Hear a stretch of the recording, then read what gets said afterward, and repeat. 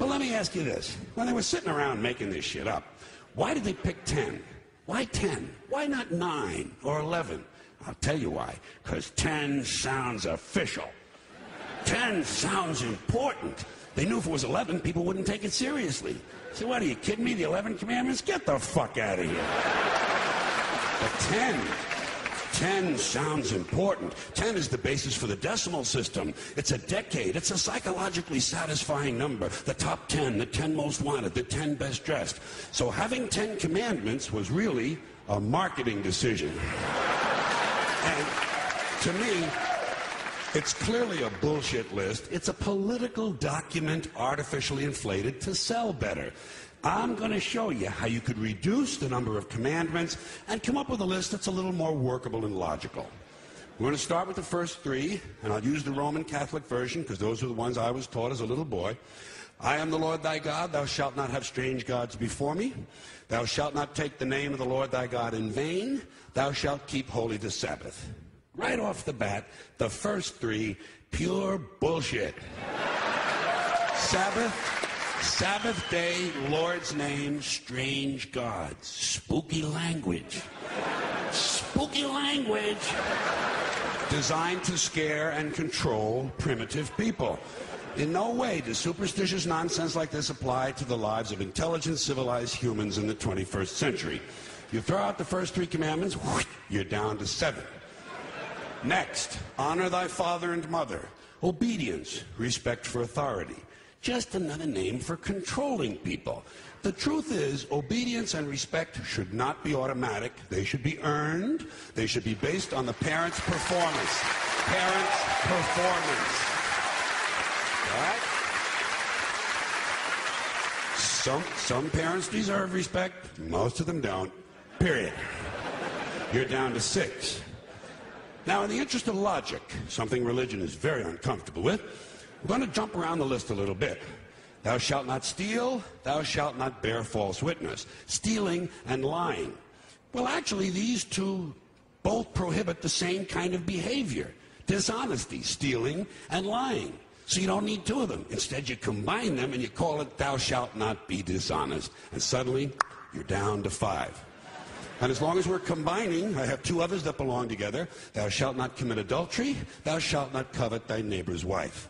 Once again, these 2 prohibit the same kind of behavior. In this case, marital infidelity. The difference is coveting takes place in the mind. And I don't think you should outlaw fantasizing about someone else's wife.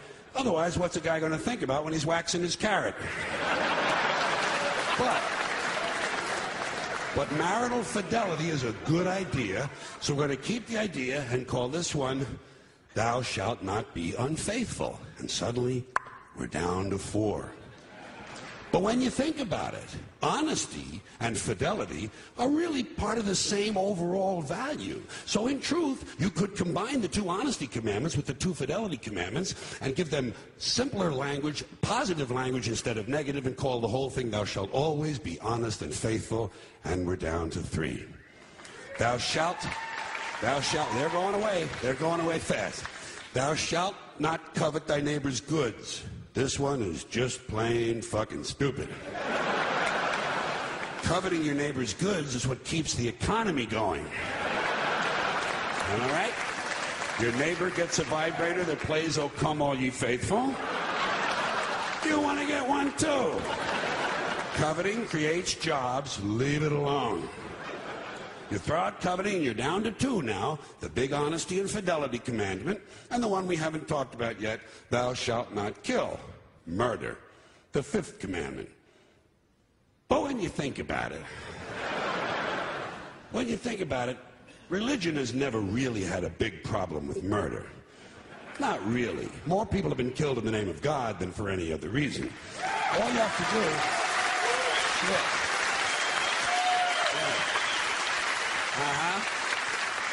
All you have to do is look at Northern Ireland, the Middle East, Kashmir, the Inquisition, the Crusades, and the World Trade Center to see how seriously the religious folks take thou shalt not kill. The more devout they are, the more they see murder as being negotiable.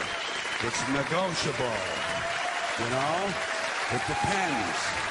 It depends. It depends on who's doing the killing and who's getting killed. So, with all of this in mind, I leave you with my revised list of the 2 commandments. Thou shalt always be honest and faithful to the provider of thy nookie. And thou shalt try real hard not to kill anyone, unless, of course, they pray to a different invisible man from the one you pray to. 2 is all you need. Moses could have carried him down the hill in his fucking pocket. And if they had a list like that, I wouldn't mind those folks in Alabama putting it up on the courthouse wall. As long as they included one additional commandment, thou shalt keep thy religion to thyself.